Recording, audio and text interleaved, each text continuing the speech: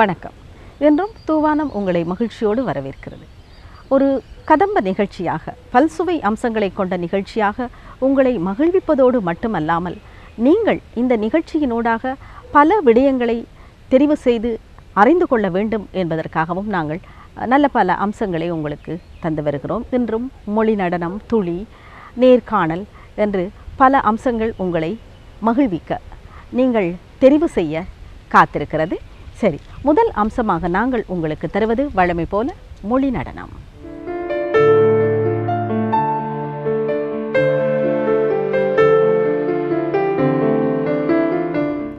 என்பதை அடைந்துள்ள இன்றுதான் விளங்கின தாய்மையின் பொருளும் தத்துவச் சீரும். வளரும் போதும் வளர்ந்த பின்னும் திருமணம் செய்து சீர்களை பெற்று வசதியாய் வாழும் இதுவரை காலமும் தாயே உன்னையே தலைவியாய்க் கொண்டேன். உன் நலம், உன் விருப்பு, உன் மொழி விரும்பியே குறையே வராது நிறைமிக வாழ்கிறேன். ஆயினும் தாயே அத்தனை மேன்மையாய் வாழ்ந்தும் உன்னை விளங்காதிருந்தேன். நெற்றிப் பொட்டில் நெருப்பை வைத்ததாய் இன்றுதான் விளங்கினேன் எல்லாமும் அன்னையே. கண்ணீர் விட்டன் செந்நீர் விட்டன் இதுவரை செய்துள்ள எல்லா நன்மையும் இன்னோர் உயிர்க்கே ஈந்துமென் பயனாம்.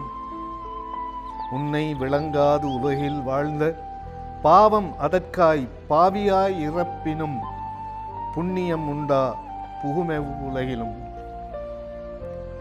முன்னவர் ஆயினர் மூலப் பொருளை தந்தவர் என்பதால் தந்தையர் எனினும் உடலுள் என்னை உதுப்பொறி தன்னில் வைத்தென் உருவை வணைந்தாய்.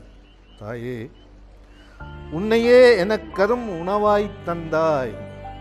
கண்ணியம் பத்தியம் கல்விகள் அனைத்தும் ஈந்து தவமாய் என் உது வணைந்தாய். மாநிலத்தெவரும் அடையாத்தவத்தை அடைந்தே அடங்கி பொருளது காத்தாய். அதனால் மாந்தருள் ஆதியர் அன்னையே என்றனர் முன்னறி தெய்வம். மாறில் உணவை தாங்கிய அதனால் மாறி என்றனர் மாரியன் ஆயே. நின் திரு மார்வே அம்மா உணவகம் ஆனது உலகில். தெய்வ நிலைக்கே உன்னை உயர்த்தியும் பொருளை அறியா போக்கிலி போலும் காயடிப்பட்ட கணவன் போலும் பேயே பிசைந்த பித்தன் போலும் மாய வாழ்வையே வாழ்ந்துடேன் இதுவரை. பிறந்து நான் வீழ்ந்த பின்னரும் உன்னையே எனக்காம் உணவாய்த் தந்தாய். உணவெனப்படுவது இவ்வுலகினில் தாய்மையின் பங்கே என்பதை உணர்த்தினாய். முடியை களைந்தும் மலசலம் அகற்றியும் உடலுடை கழுவினாய். தூய்மை என்பது தாய்மையின் பங்கே என்றிப் பாரிடம் சொன்னாய். எனது உள் ஓசை கருத்துறல் வேண்டி மொழியை என்னுள் முளைவிட விதைத்தாய். தாய்மையின் இன்னோர் பங்கே மொழியென பூவுக்கு அதனை பொருத்தினாய். ஊட்டவும் உறக்கவும் உன் மொழி அடுக்கி கதையும் கவிதையும் கலந்து என் புலப்பொறிகளில் ஏற்றி பயிற்றினாய். கவிதையும் கதையும் தாய்மை பங்கென. உயிரின் இல்லம் ஒழுக்கமே என்று தந்த உன் ஒழுக்கமும் தாயினோர் பங்கே. இவ்வாறு உலகில் எல்லாமே தாய்மையின் பங்கெனத் தரங்கள் பிரித்து தாய்மையே உலகின் தனி முதற் பொருளென வகுத்து வளர்த்து கடமை தீர்த்தே 20 ஆண்டு முன் இரவா வரத்தை எய்தி பிரிந்தாய். உனது பங்குகள் ஒவ்வொன்றையுமே கனதி மிக்கதாய் காத்து வருகிறேன். கல்வி, ஒழுக்கம், கதையுடன் கவிதை, தர்மம், இல்லறம் சகலமும் நிறைவாய் இன்றும் நிகழ்த்தி வருகிறேன். எனினும் தாயே, இன்றுதான் பாரில் தாயின் பாதத் தருகே சொர்க்கம் என நபி சொன்னதன் பொருளை தீர்க்கமாய் அறிந்து திகைத்து நிற்கிறேன். சொர்க்க நல்வழி துறந்து சொர்க்கமும் நரகம் சூழ்ந்ததோர் வழியை தேர்ந்துளேன் என்பதை தெரிந்து திகைக்கிறேன். தாய்மையின் பங்கெனச் சாற்றப்பட்ட உணவை ஈயும் உழவனை மதியாது இதுவரை வாழ்ந்து விட்டேனே. தாய்மையின் இன்னோர் பங்கனும் தூய்மை தந்த தூயராம். கழிவுகள் அகற்றுவோர் கழுவுவோர் சிகையினர் எல்லாரையும் ஒதுக்கி இனித்ததோர் அன்றி இவர்களை கீழாய் எண்ணியும் வந்துளேன். மொழியும் ஒழுக்கமும் சொர்க்கம் வகுக்க உணவும் தூய்மையும் நரகம் வகுத்தன. தரணியில் கிடந்தும் தாயுன் பாதம் அதற்குச் சொர்க்கம் அடையாது எங்கோ மாண்டவர் உலகிலா மாண்பது காண்பேன். இன்று வயதில் இயலா நிலையில் மறுமை பிறப்பை மனதில் கொண்டு மண்ணெனும் தாயின் வயிற்றுக்குள்ளே முதுமை குழந்தையாய் இயலாதிருக்கும் இன்றைய நிலையில் என்னோர் என்போர் இல்லாதிருக்கிறேன். ஒதுக்கி தள்ளிய தாய்மையின் பங்கினர் சிகையரும் வெள்ளரும் கழிவுகள் அகற்றும் கருணை மக்களும் தாய்மையின் பங்கை தாங்கியுள்ளனர். இழந்தவன் தாயை இவர்களில் காண்கிறேன். தாயாய் இவர்கள் சொர்க்கம் பெறுகையில் சேயனும் நானோ செல்வதும் யாண்டே. தூவானத்தின் பட்டறை பல ஆளுமைகளை உங்களுக்கு அறிமுகப்படுத்தி இருக்கிறது. இந்த ஆளுமைகளின் வரிசையிலே மூத்தவர்கள் இளையவர்கள் என்று அல்ல, இளையவர்கள் இப்போதுதான் இலக்கிய உலகத்திலே காலடி எடுத்து வைத்து ஆனாலும் கூட முத்திரை பதித்தவர்கள். அதே போல மூத்தவர்கள், மூத்த படைப்பாளிகள், அவர்களிடமிருந்து எத்தனையோ அனுபவங்களை நாம் பெற்றுக்கொள்ளக்கூடியதாக இருக்கும்.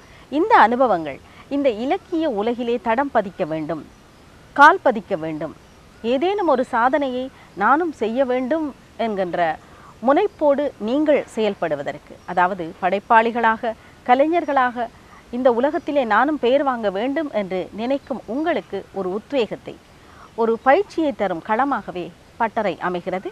இன்றும் அதே நோக்கத்தோடு ஒரு ஆளுமையை சந்திப்பதற்காக நாங்கள் உங்களை பட்டறைக்குள் அழைத்து செல்கிறோம்.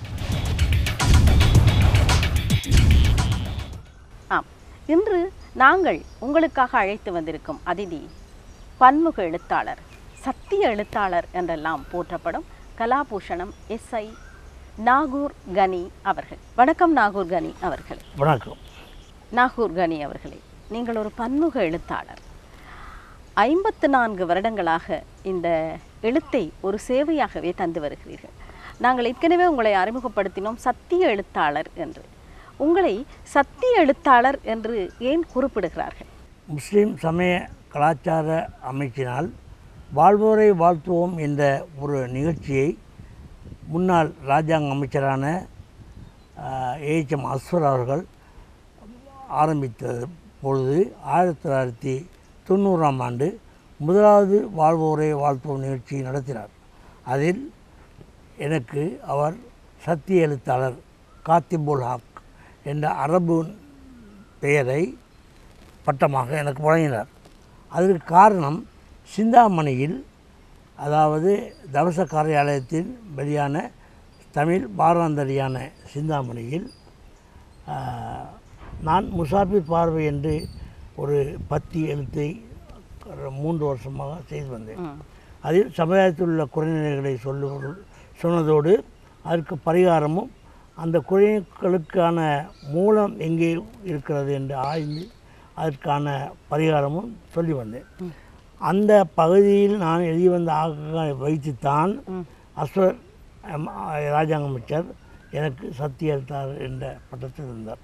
அதே வேளையில் அந்த பற்றி தான் இலங்கையில் தமிழ் எழுத்துலகில் முதல் துப்பாய்வுத்துறை, அதாவது இன்வெஸ்டிகேட்டிவ் துப்பாய்வுத்துறை, துப்பறிகிறது சிஐடி வேலை,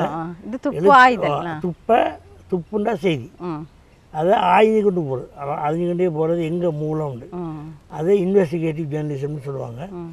அந்த தமிழில் துப்பாய்வு ஆய்வுத்துறை பத்திரிகையாளராக என்னை அறிமுகப்படுத்திய அந்த பகுதி தான்.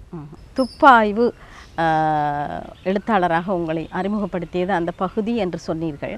நீங்கள் முதலாக எழுத்தாளராக அறிமுகமானது 1963 அந்த சந்தர்ப்பத்தை சொல்லுங்கள். ஏனென்றால் இளையவர்கள் எத்தனையோ பேர் இந்த நிகழ்ச்சியை ஆர்வத்தோடு பார்த்து கொண்டிருக்கிறார்கள். நீங்கள் 54 வருடமாக எந்த விதமான ஒரு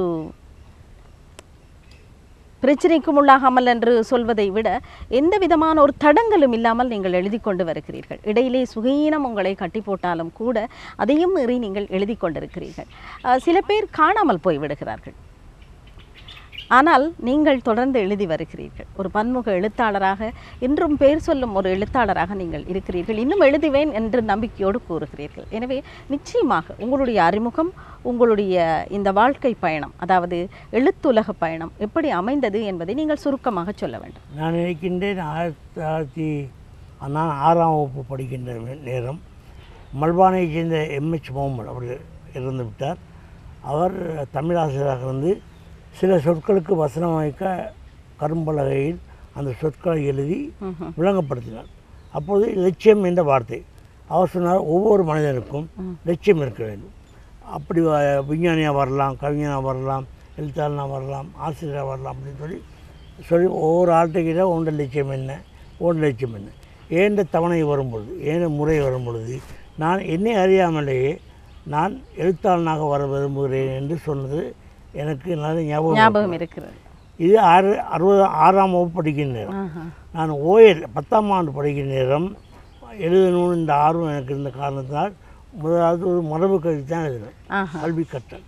அது அப்போது தினகரன் பாடல் கழகத்தில், தினகரில் ஞாயிற்றுக்கிழமைக்கு வாரமஞ்சரியில் பாடல் கழகம் என்று ஒரு பகுதி வந்தது. அப்போது கைலாசபதி அதில் ஆசிரியர் இருந்த காலம். அதில் அந்த பாடல் கழகத்தில் என்னுடைய அந்த கவிதை வந்தது தான் அது முதல் பிரசவம். அப்பொழுது எனக்கு காசோலை என்ற என்னன்னு தெரியுமே தவிர கண்ணால் கண்டதே இல்லை. எனக்கு அது பிரசுரமான 2 வாரத்தில் 10 ரூபாய்க்கு 10 ரூபாய்க்கு ஒரு காசோலை வந்தது. அது கண்டதும் எனக்கு தலைகால் தெரியாத மகிழ்ச்சி. நான் நினைக்கிறேன் அப்பொழுது ஒரு 100 பேருக்காவது அந்த காசோலையை காட்டியிருப்பேன். இது என்னுடைய எழுத்துலகின் ஆரம்ப கால அனுபவம் இன்றும் என் இதயத்தில் பசுமையாக இருக்கிறது.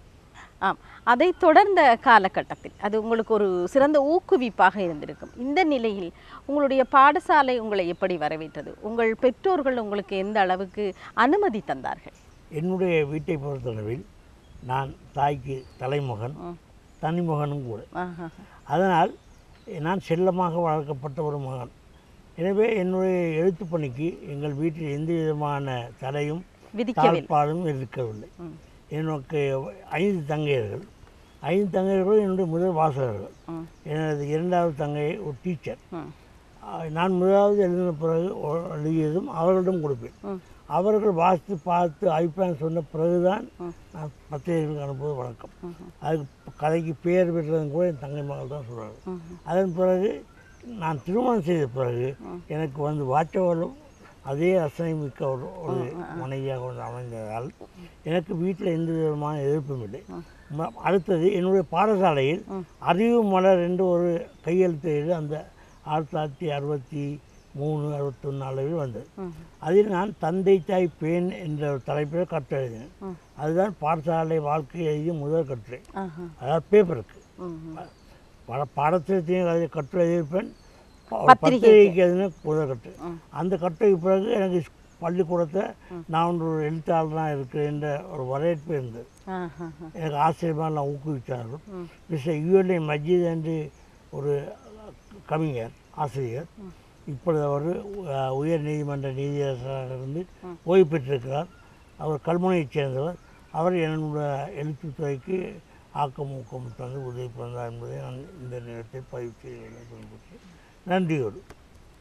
கலாபூஷணம் நாகூர் கனி அவர்களே, கூர்நாவின் கோன் விழா என்று நீங்கள் கலாபூஷணம் பெற்றதை கௌரவிக்கும் வகையிலே உங்களுக்கு ஒரு விழா நடைபெற்றிருக்கிறது. அந்த விழா சிறப்பு மலரிலே நூலின் முன்னுரையிலே ST சிவநாயகம் அவர்கள் இப்படி சொல்கிறார்: தேனை நாவில் தடவினால் இனிக்கும், புண்ணில் தடவினால் எரியும். அது தேனின் குறைபாடு அல்ல. நல்ல நாவுள்ளவர்கள் ரசிப்பார்கள், நாவில் புண்ணுள்ளவர்கள் எரிச்சலுக்குள்ளாவார்கள், அவ்வளவு தான். உங்களை தேனுக்கு ஒப்பிட்டிருக்கிறார். இந்த 54 வருட உங்களுடைய இந்த எழுத்துலக பயணத்திலே நிச்சயமாக எத்தனையோ விமர்சனங்களுக்கு, எதிர்ப்புகளுக்கு, காழ்ப்புணர்வுகளுக்கு நீங்கள் முகம் கொடுத்திருக்கிறீர்கள். அந்த மாதிரியான சந்தர்ப்பங்களை பற்றி சொல்லுங்கள். நான் சத்திய எழுத்தாளர் பெயர் வாங்குவதற்கு முன்னமே சமூக குறைபாடுகளை தொட்டு காட்டும் ஒரு எழுத்தாளனாகவும் என்னுடைய ஆக்கங்கள் அனைத்தும் சமுதாய விடியலுக்கான விண்ணப்பங்களாகவுமே இருந்திருக்கின்றன. அதனால் சிலருக்கு பிடிக்கும், சிலருக்கு பிடிக்காது என்பது இயற்கை. பிடிக்காதவர்கள் எனக்கு மொட்டை கதையும் எழுதியிருக்கார்கள். என்னுடைய எழுத்து வாழ்க்கையை ஸ்தம்பிக்க செய்ய முடக்க அவர்கள் மொட்டை கடிதம் போட்டிருக்கிறார்கள். அப்படி ஒரு நாள் சிந்தாமணி திருப்பதி கல்யாணத்துக்கு ஒரு மொட்டை கடிதம் வந்தது. அப்பொழுது ஆசிரியர் சிவநாயகம் தான் இருந்தார். அந்த கம்பெனியின் பெரிய முதலாளி டிரெக்டர் என்னை கூப்பிட்டு விசாரித்தார். ஆனால் அங்கே போய் செட்டியாரத்தில் நம்பர் ஒன்று போடப்பட்டிருந்தது. அங்கே போய் பார்த்தால் அந்த நம்பர் அப்படி ஒன்று இருக்கவில்லை. அது அப்போ அதிலிருந்து மொட்டை கடிதம் வந்து பொய் என்பது நிரூபணமாகிடும். அதனால் எனக்கு இன்னும் உற்சாகமாகிடும். மற்றது நான் எழுதும்பொழுது யாருக்கும் எதுவும் பயந்து எழுதுறது இல்லை. எனக்கு மனசுக்கு சரிப்பட்டதை நான் எழுதுவேன். சிந்தாமணி எனக்கு தந்து எனக்கு சிகரத்துக்கு அழைத்து சென்ற துப்பாக்கி கட்டுரைகளான முசாஃபிர் பார்வையில் நான் அரசியல் விஷயங்களையும் தொற்று எழுதுகிறேன். அந்த அரசியல் விஷயங்களை கூட எனக்கு அடிக்க வந்தவர்கள், என்னை சட்ட பிரச்சனை உண்டாக்கி வழக்கு போட வந்தவங்கெல்லாம் கடைசி தோல்வி தான் கண்டிருக்கிறார்கள். என்ன நான் உண்மையை சொன்னதுனால நான் யாருக்கும் பயப்படுறது இல்லை. ஆனால் அதுக்காக வேண்டிய டம்பர் அடிக்கிறதும் இல்லை. நான் எழுதுவது என்னுடைய பணி. அந்த பணியை சிறப்பாக செய்து கொண்டிருந்தேன். அந்த 54 வருஷத்தில் எனக்கு உற்சாகமான சில எதிர்ப்புகள் என்னை முன் எழுத்து சென்றிருக்கிறன என்பது உண்மை. நான் பின்னடைவு இல்லை. இன்றைய தூவானம் நிகழ்ச்சியின் பட்டறையிலே கலாபூஷணம் எஸ்ஐ நாகூர்கனி அவர்கள் தன்னுடைய அனுபவங்களை எங்களோடு பகிர்ந்து கொண்டிருக்கிறார். இந்த 54 வருட உங்களுடைய எழுத்துலக பயணத்திலே 5 புத்தகங்களைத்தான் நீங்கள் தந்திருக்கிறீர்கள். இப்போதெல்லாம் மாதம் ஒரு புத்தகத்தை கூட மிகுந்த சந்தோஷத்தோடு வெளியிடுகின்ற புதியவர்களை நாங்கள் காண்கிறோம். ஆனால் நிறைய விடயங்களை பன்முக எழுத்தாளர் என்று சொல்லுகின்ற போது நீங்கள் பலவற்றை தொட்டிருக்கிறீர்கள், பலவற்றிலே முத்திரை பதித்திருக்கிறீர்கள். அதுவும் சத்திய எழுத்தாளர் என்கின்ற வகையிலே நீங்கள் உள்ளதை உள்ளபடி அல்லது உண்மையை மறைக்காமல் சொல்லி பல வம்புகளுக்கும் நீங்கள் முகம் கொடுக்க வேண்டிய நிலையில் இருந்திருக்கிறது. ஆனாலும் நீங்கள் 5 புத்தகங்களைத்தான் வெளியிட்டிருக்கிறீர்கள். என் சந்தர்ப்பம் உங்களுக்கு சாதகமாக அமையவில்லையா அல்லது என்ன காரணம்? அதனால கேள்வி. திருக்குறளில் 1300 குறளை எனக்கு அநேகமாக பாதிக்கு மேலே பாடம், இப்போ படித்த காலத்துலேயே பாடம். அதில் ஒரு குறள் இருக்குது, எப்பொருள் யார் யார் வாய் கேட்பினும் அப்பொருள் மெய்ப்பொருள் காண்பது அறிவு. அதன்படிக்கு நான் உண்மையை சொல்வதனால, உண்மையை எழுதுவதனால எனக்கு எதிர்ப்பு வந்த போதும் நான் மசியவில்லை, நான் தயங்கவில்லை, மனம் தளரவும் இல்லை. அதை தொடர்ந்து எழுதி கொண்டே வந்தேன். வறுமை என்பது திருவிழாளர் படத்தில் கூட சொல்கிறாங்க, நான் ஏபி ராஜா இருப்பது வறுமையும் புலமையும். அதை நான் சொல்ல, அந்த உண்மையை சொல்ல தான் வேணும். புத்தகம் போடாமை காரணம் பண வசதி இல்லாத காரணம். யாரும் தந்துவாங்கன்னு சொல்லி நாங்கள் போய் கேட்கறது தான் விரும்புகிறேன். ஏனென்றால் சங்கரித்த வெங்கர் குலம், சங்கரனாருக்கு எது குலம், சிறந்துண்டு வாழ்வோம் உண்போடும் இறந்துண்டு வாழ மாட்டோம் மாட்டோம் நக்கீரான்னு சொன்ன பரம்பரையை சேர்ந்தவன் நான் என்று நான் நினைப்பதால் நான் எப்பொழுதும் புத்தகம் போடணும், காசு தேவைன்னு நான் யார்கிட்டையும் கையேந்ததே இல்லை. அதுதான் என்னுடைய 54 வருட எழுத்து வாழ்க்கையில் 5 புத்தகங்கள் போடுவதற்கு காரணம். இப்பொழுது என்னுடைய புத்தகமாக போடுறதுக்கு 10க்கு மேலே ஆக்கங்கள் இருக்குது. கவிதையாக இருக்குது, வேறையாக நாவல் இருக்குது, கட்டுரைகள் இருக்குது, சிறுகதைகள் இருக்குது. அண்மையில் கூட நான் சர்வதேச மட்டத்திலே 3 நாள் சிறுகதை போட்டியில் பங்கு கொண்டு பாசம் பெற்றிருக்கேன். அதான் போட்டுட்டா காசு வேணும். பொருளாதார வசதி இல்லாதனாலும் வறுமையும் புலமையும் சேர்ந்தே இருப்பது என்பது இன்னும் நீடிப்பதால் என்னுடைய புத்தகங்கள் அதிகம் வரவில்லை என்பதை நான் நினைக்கிறேன். அந்த அளவில் இந்த நிகழ்ச்சியை பார்ப்பவர்கள் பார்த்து கொண்டிருப்பவர்கள் கூட இனிமேல் உங்களுடைய புத்தகங்கள் வெளிவருவதற்கு உதவி செய்யலாம் என்கின்ற நம்பிக்கையோடு நாங்கள் தொடருவோம். அந்த 5 புத்தகங்களும் என்னென்ன புத்தகங்கள் என்று சொல்வீர்களா? நான் சிந்தாமணியில் பணியாற்றிய காலத்தில் ஒரு காலத்தில் உருவ கதை அதிகமாக எழுதியிருக்கு, ஒரு காலத்தில் சிறுகதை அதிகமாக எழுதியிருக்கு, ஒரு காலத்தில் கட்டுரை எழுதியிருக்கு. அந்த சிறுகதையெல்லாம் தொகுத்து முதலாவது 1983 ஆடிக்கலவரம் ஏற்படுவதற்கு ஒரு மாதத்துக்கு முன்பு நான் அதை தொகுத்து 12 கதையை தொகுத்து சூரத்து பூபாலம் என்ற நாமத்தின் கீழ் முதலாவது சிறுகதையாக வெளியிட்டேன். ரெண்டாவது மாணிக்கம் என்ற ஒரு புத்தகம் வந்தது. அந்த புத்தகம் நடத்திய நாவல் போட்டிக்கு ஜானகிக்கு என்று ஒரு நெஞ்சம் என்ற ஒரு கதை எழுதினேன். அந்த கதையை பரிசு கிடைக்கல. அதே தமிழ் மன்றம் கல்வியினை தமிழ் மன்றத்தால் போட்டாங்க. அவர் விற்பனைக்காக ஜானகின்ற ஒரு தமிழ் பேர் வந்தால் எனக்கு சில முஸ்லீம்கிட்ட கொடுத்து விற்க கஷ்டம், எனவே அதை மாற்றுவோன்றார். அதை நீங்களே மாற்றுங்கன்னு அவளை நெஞ்சிக்கு தெரியும்னு அவர் மாற்றினார். அது 2வது நாவலாக புத்தகமாக வந்தது. 3வது என்னுடைய வெள்ளி விழாவை தொட்டு என்னை பற்றிய குறிப்புகள் அடங்கிய புத்தகம் வெள்ளி விழா பார்வை என்று வந்தது. 4வதாக என்னுடைய நான் படித்த பாடசாலைக்கு சிங்கள பேர் தான் இருந்தது. மீந்து மாவட்ட முஸ்லீம் அரசினர் கலவன் பாடசாலை. நான் என்னும் வாழைத்தோட்டத்தைச் சேர்ந்தவன், கொழும்பு வாழைத்தோட்டத்தைச் சேர்ந்தவன். வாழைத்தோட்டத்தின் ஒரே ஒரு பள்ளிக்கூடம் கொழும்பு மீந்து மாவட்ட அரசினர் முஸ்லீம் கலவன் பாடசாலை. மீந்து மாவட்ட என்று சிங்கள நாமம் தள்ளியிருப்பதால் 1960க்கு பிறகு கல்வியில் மாற்றம் ஏற்பட்ட பிறகு அநேக முஸ்லீம் பள்ளிக்கூடங்கள் இஸ்லாமிய பெயர்களை தாங்கி வரலாயின. அல் அமீன், அல் ஹிதாயா, அப்படி. அந்த நிலையில் இதுவும் ஒரு பெயர் மாற்றத்தை வேண்டிய பொழுது நான் ஒரு பெயரை சஜஸ்ட் பண்ணேன், ஒரு தீர்மானித்தேன். அதை சில அமாவாசை இதயங்கள்லாம் சேர்ந்து மண்ணடி போட்டாங்க. போட்டு அதுக்கு அள்ளிக்கும் ஆண்டு இப்பொழுது புது பேர் வச்சுக்கிறாங்க. எனக்கு எந்த விதமான ஆச்சரியமும் இல்லை. அந்த பெயர் மாற்ற காதையில் சில அமாவாசை இதயங்கள் நடந்து கொண்ட விதத்தை நான் பதிவு செய்ய விரும்பிய காரணத்தால் நாங்கள் நன்றி மறப்போம். ஏனென்றால் நன்றி மறப்பு என்ற பெயர் என்ன போட்டால் பள்ளிக்கூடத்துக்கு கல்விக்கு பணி செய்த பத்யுமோட பெயரை வைக்க சொன்னேன். அந்த நேரத்தில் முழு இலங்கையிலையும் பத்யுமோட குழந்தை 2 தான் இருந்துச்சு. 3வதாக இது அமையட்டும் என்று ஆர்வத்தோடு சொன்னேன். அவர் கேட்கவில்லை. எனக்கு அது கவலை இல்லை. என்னுடைய பத்திரிகை ஆசிரியர் குருவான எஸ் ஏ சிவநாயகம் சொல்லுவார், எப்பொழுதும் எழுத்தாளன் கோழி முட்டை விட்டுற கோழியாக தான் இருக்கணும். முட்டையை எடுக்கிற ஆள் தான், முட்டையை அனுபவிக்கிற ஆள் தான் அதை அடித்து குடிக்கிறதா, ஒம்லெட் போடுறதா, சமைச்சு சாப்பிட்றதா, அல்லது கீரை போட்டு உடைக்கிறதாங்கிறத தீர்மானிக்கணும். நீ எழுதுகிற மட்டும் தான் உண்ட வேலை. அந்த சமூகம் அதை ஏற்றிச்சா ஏற்கல்யாங்கிறதை பற்றி கவலைப்படாது. அந்த பயிற்சி பற்றியில் பழகின நான் கவலைப்படலை. அதனால் அந்த புத்தகம் அந்த நினைவுகளை அமாவாசை இதயங்களின் தில்லுமுழுகளை நான் எழுதினேன். எழுதி நன்றி மறப்போன்னு எழுதினேன். அது 4வது. மற்ற கூர்நாயின் கோடுவில் 5வது. மற்ற எனக்கு இன்னொரு ஆசை உண்டு. நான் இதை காட்ட வேண்டும். இது என்னுடைய எழுத்து வாழ்க்கையில் பெரிய ஒரு முயற்சி. இது எத்தனையாவது? இது 6வது புத்தகமாக வர வேண்டும். இதுவரைக்கும் வரலை.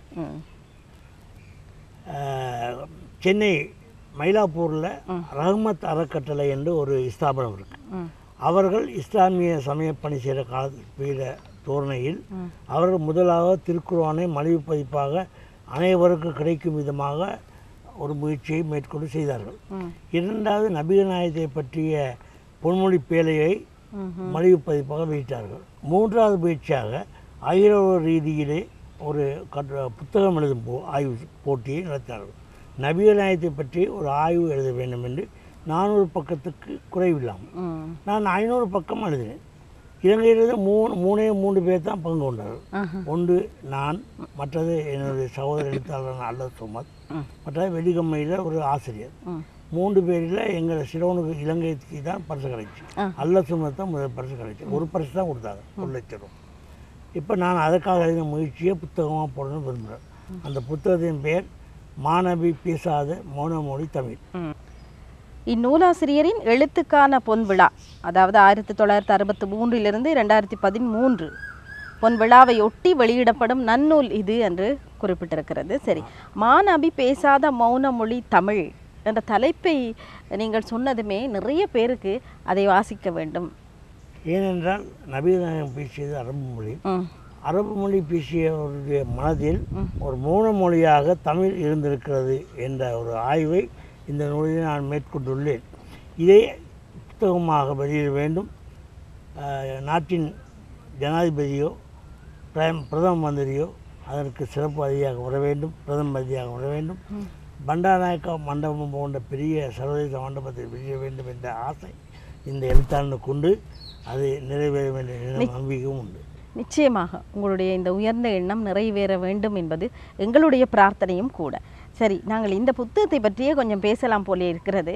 மாநபி பேசாத மௌன மொழி தமிழ்தான் என்று எப்படி நீங்கள் அறுதியிட்டு கூறுகிறீர்கள்? அதில் இன்னும் ஒன்று, ஒப்பிட்டாய்வு நூலாகத்தான் இந்த நூலை நீங்கள் கொடுத்து படைத்திருக்கிறீர்கள். மாநபியின் சிந்தனைகள் தமிழ் இலக்கியத்தோடு. அநேகமான தமிழ் இலக்கிய சிந்தனைகள் மாநபியின் சிந்தனைகளோடு ஒத்து வருகின்றன. இது நீண்ட காலமாகவே எனக்கு என் மனதில் உறுத்தி கொண்டிருந்த ஒரு விஷயம். இது எப்பொழுதாவது எழுத வேண்டும். இந்த போட்டி வந்த பொழுது நான் 5 தலைப்பு எழுதி, என்னுடைய மகன் அந்த நேரத்தில் லண்டனில் இருந்தார். அவருக்கு பழமையான வீட்டில் உள்ளவங்க தான் இந்த முதல் வாசகர்கள். இந்த மகன் அது லண்டனில் தான் அவருக்கு அனுப்புனேன். அவர் தான் ஃபினான்ஸ் பண்ண வேண்டி வரும் அப்படின்ற நோக்கத்தை எப்படி போட்டியாக இருக்கப்பா ஒரு தலைப்பை செலக்ட் பண்ணிட்டு அவரை இதே தலைப்பை செலக்ட் பண்ணார். தாளையும் எழுதுகோளையும் தந்தால் அது கவிதையாக இருக்கட்டும் அல்லது சிறுகதையாக இருக்கட்டும் எதாக இருந்தாலும் நான் எழுதுவேன். அந்த ஒரு ஆற்றலை ஆண்டவன் எனக்கு தந்திருப்பதால் மான் தந்த தலைப்பை பற்றி நான் கொஞ்சம் மேலும் தயங்கவில்லை. உடனே எழுத ஆரம்பித்தேன். கிட்டத்தட்ட 6 மாத முயற்சி அது. நான் கிட்டத்தட்ட நபிகநாயகம் பற்றியே 20 நூல்களை வாசித்தேன். 20 நூல்கள் தமிழில் வந்திருக்கு. இதுவரைக்கும் நான் நினைக்கிறேன் அதுதான் ஆகக்கூடிய தவிர 20 நூல் கழிச்சு 20 நூலையும் வாசித்து தான் மற்ற எனக்கு தமிழ் இலக்கியத்தில் நல்ல பரிச்சயம் உண்டு. அந்த பரிச்சயத்தை விட உதாரணத்துக்கு ஒன்று சொல்லுவேன். அருணகிரிநாதருடைய பாட்டு சினிமா பாட்டாக வந்துச்சு. உண்டெண்டிரு தெய்வம் உண்டெண்டிரு மற்றதெல்லாம் அண்டெண்டிரு. இது அருமையான பாட்டு. இதில் எந்த அளவுக்கு ஞான கருத்து பொருந்தின்னு நான் இப்போ சொல்ல வரல.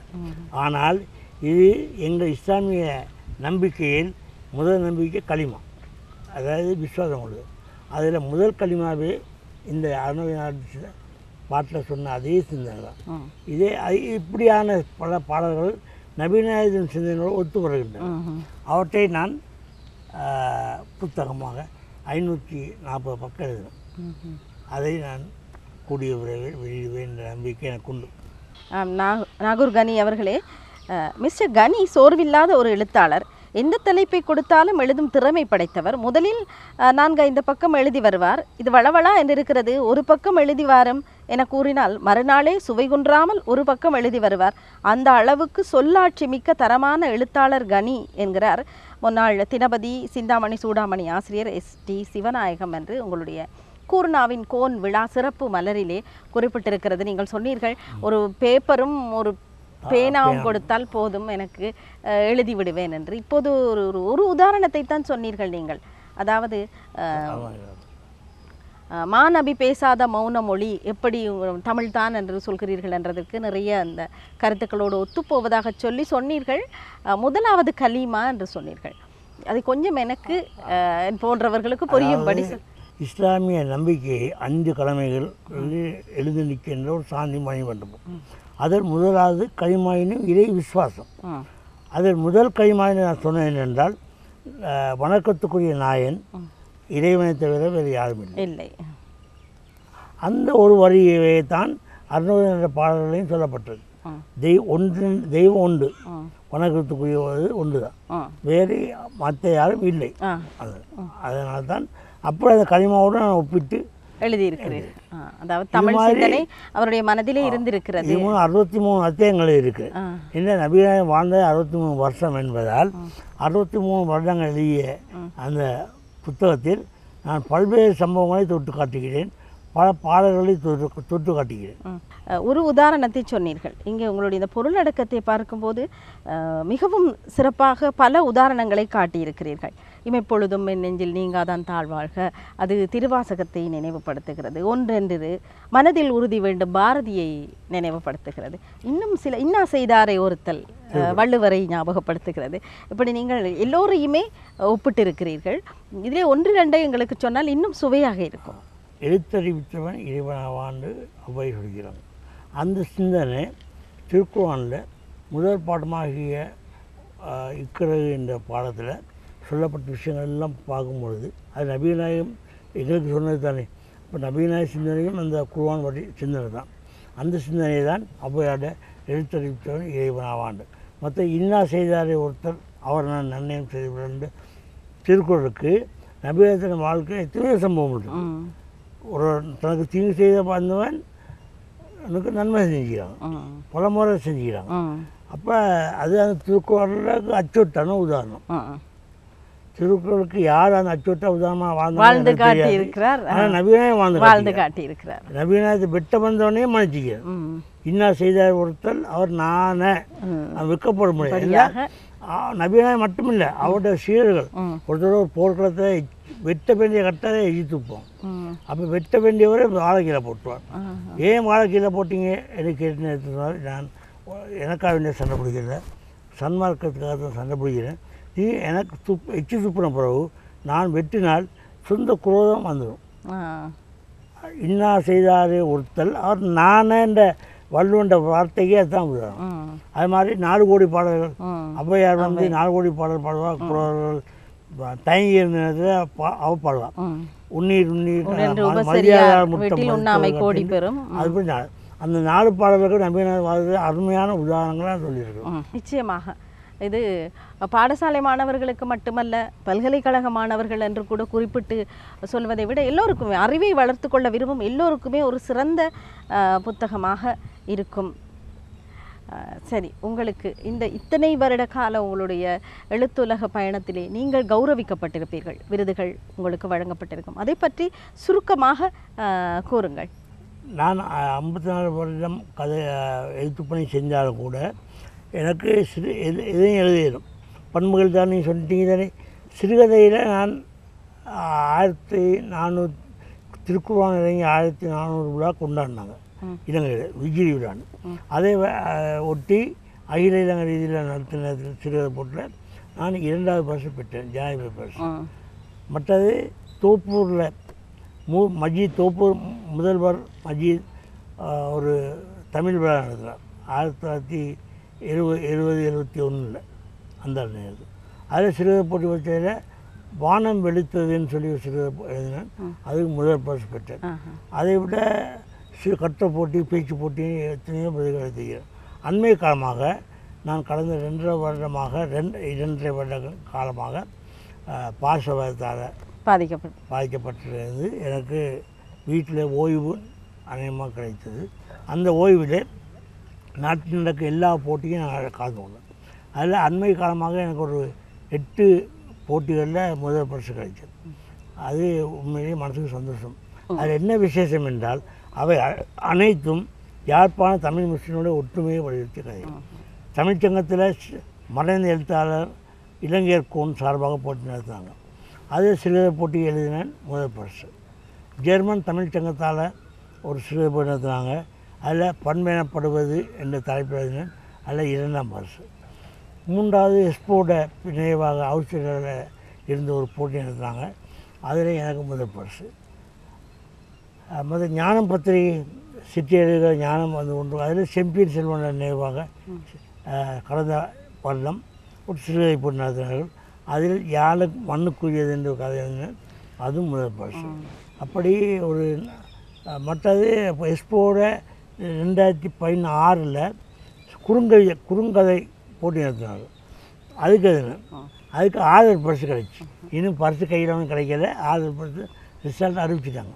இவை அனைத்துமே யாழ்ப்பாணத்திலிருந்து முஸ்லீம்கள் பண்டு தொட்டு தமிழ் மக்களோடு எவ்வளோ ஒற்றுமையாக வாழ்ந்தார்கள் என்பதை சொல்லி அவர்கள் மீண்டும் ஒற்றுமையாக வாழ வேண்டும் என்ற கருத்தை வலியுறுத்தி தான் அமைஞ்சிருக்கு. கூடிய விரைவில் அதுவும் சிறிய தூளியாக வெளிவரும். மிக்க நன்றி நாகூர் கனி அவர்களே. இன்று எங்களுடைய பட்டறைக்கு வருகை தந்து உங்கள் அனுபவங்களை பகிர்ந்து கொண்டீர்கள். அந்த அனுபவங்கள் நிச்சயமாக வளரும் படைப்பாளிகளுக்கு மட்டுமல்ல, வளர்ந்தவர்களுக்கும் கூட நல்ல சிந்தனையை, நல்ல அறிவை தருவதாக இருக்கும் என்ற நம்பிக்கையோடு அவர்கள் சார்பிலும் உங்களுக்கு நன்றியை கூறி விடைபெறுகிறோம். நன்றி, வணக்கம். இந்த அனுபவம், என்னுடைய எழுத்துலக அனுபவங்களை பகிர்ந்து கொள்வதற்கு தந்த வாய்ப்புக்கு நானும் நன்றி சொல்லி விரும்புகிறேன். தம்முடைய பிள்ளைகள் பற்றிய அதீத கரிசனையோடு இருக்கின்ற பெற்றோர் ஒவ்வொருவரிடம் தலையாய பிரச்சனையாக இருப்பது, என்னுடைய பிள்ளையின் நண்பன் யாரோ, நல்ல நண்பர்களை என்னுடைய பிள்ளைகள் தேர்ந்தெடுப்பார்களோ என்கின்ற கவிதை. அதே போன்று ஒரு கவலை, நிச்சயமாக நல்ல புத்தகங்களைத்தான் படிக்கிறார்களா, என்னுடைய பிள்ளைகள் நல்ல புத்தகங்களை தேர்ந்தெடுக்கிறார்களா என்று. ஆக நல்ல புத்தகங்களும் நிச்சயமாக நல்ல நண்பர்கள்தான். ஒரு நல்ல நண்பனை அறிமுகப்படுத்துவது போல் ஒரு நல்ல புத்தகத்தை உங்களுக்கு அறிமுகப்படுத்த இப்போது உங்களை அழைக்கிறது நூலகம்.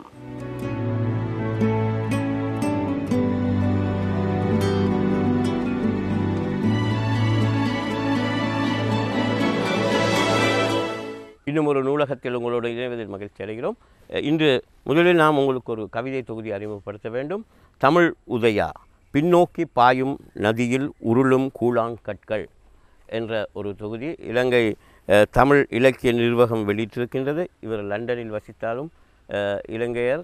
இவருடைய இந்த கவிதை தொகுதியை பொறுத்தவரையில் நான் முக்கியமாக குறிப்பிட வேண்டும். புதிதாக எழுதுகின்ற அல்லது புலம்பெயர்ந்தவர் சூழலாக இருந்தாலும் பரவாயில்ல, இலங்கையிலும் கூட இந்த புதிதாக தமிழ் இளம் எழுத்தாளர்கள் இந்த வேறு ஜனரஞ்சக கவிஞருடைய தாக்கத்திற்கு அருட்டுணர்வில் எழுதி கொண்டிருக்கிற சூழலிலே அவர்கள் தங்களுக்கான ஒரு மொழியில் தங்களுடைய அனுபவத்தை சொல்லுகின்ற அந்த பயிற்சி அல்லது அந்த ஆர்வம், அந்த திறன் குறைந்த நிலையிலே தான் இருக்கிறார்.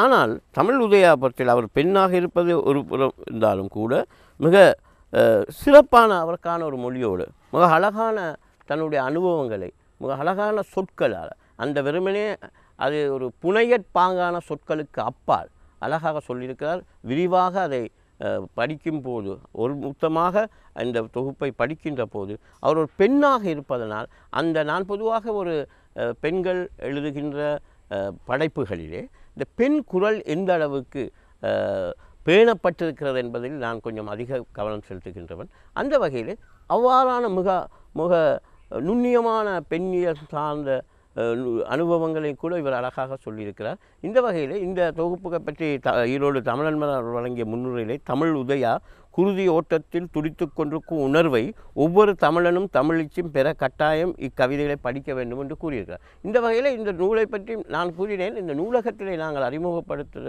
நூல்களை அறிமுகப்படுத்துகின்றோமே தவிர அதை பற்றி விமர்சனங்கள் இல்லை. அதற்குப்படியான நேர காலம் எங்களுக்கு போதாமை. அந்த வகையிலே இந்த நூல்களை நாங்கள் அறிமுகப்படுத்துவதன் மூலம் எதிர்காலத்திலே இவர்கள் இத்தகைய நூல்களை தேடி படித்து வாசகர்கள் தங்களுக்கான ஒரு உரையாடலை, தங்களுக்கான ஒரு விமர்சனத்தை, தங்களுக்கான ஒரு பார்வையை முன்வைக்க வேண்டும்.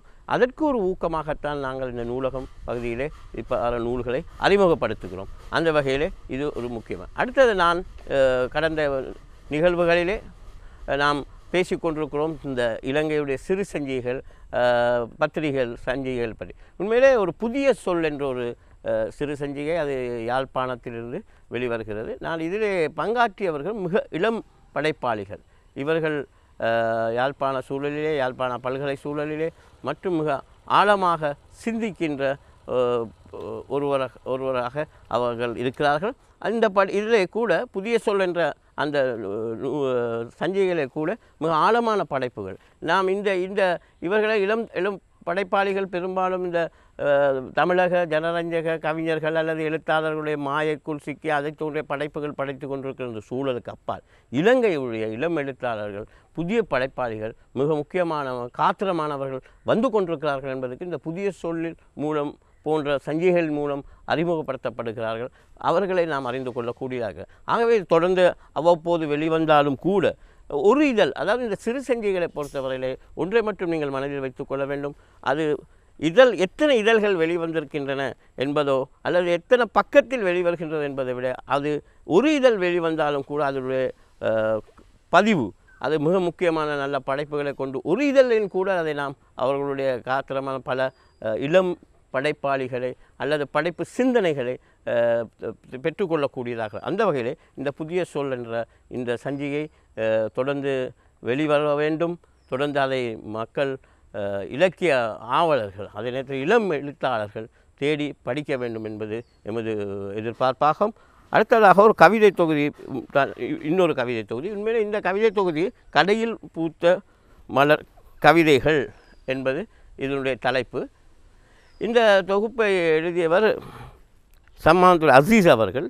உண்மையிலே அவர் ஒரு பல சரக்கு கடை வைத்திருக்கிற ஒருவர். ஆனால் அவர் அந்த கடையிலே உட்கார்ந்து கொண்டு எழுதிய கவிதைகள் என்று அவர் இதை பல கவிதைகளை இதை பற்றி அவர் உண்மையிலே ஒரு நல்ல மரபு கவிஞர்.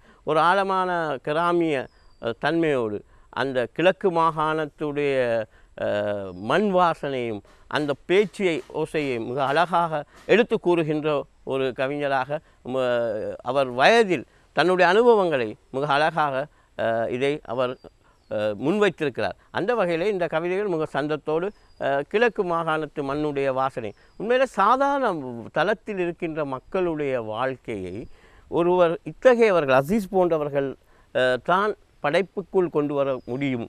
ஏனென்றால் வெறுமனே ஒரு அறைக்குள் உட்கார்ந்து கொண்டு சாதாரண மட்டத்தில் இருக்க மக்களை பற்றி எழுதுதல் என்பதில் ஒரு யதார்த்தமும் ஒரு சாத்தியமன்மையும் தான் இருக்கும். அந்த வகையில் அசீஸ் போன்றவர்கள் தங்களுடைய தன்னுடைய வாழ்வியலை எழுதுவது என்பது மிக பாராட்டத்தக்கது. இத்தகைய கவிஞர்கள் நாம் அடையாளப்படுத்தப்பட வேண்டும் என்பது முக்கியமானது உண்டாகும்.